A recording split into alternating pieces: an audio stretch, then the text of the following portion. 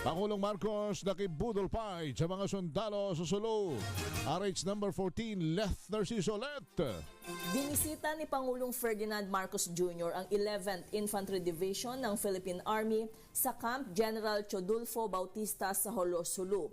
Personal na pinasalamatan ng Commander-in-Chief ang mga opisyal at ang buong tropa sa kanilang dedikasyon at serbisyo para mapanatili ang kapayapaan at kaayusan sa lalawigan. Kinilala ng Pangulo ang mahalagang papel ng mga sundalo sa pagtiyak ng seguridad na anyay nagbubukas ng mas maraming oportunidad para sa mga mamamayan at nagpapatatag sa pag-unlad ng bawat komunidad. Binigyang diin din ito ang patuloy na suporta ng administrasyon sa modernisasyon ng Armed Forces of the Philippines at sa kapakanan ng bawat sundalo at kanilang pamilya.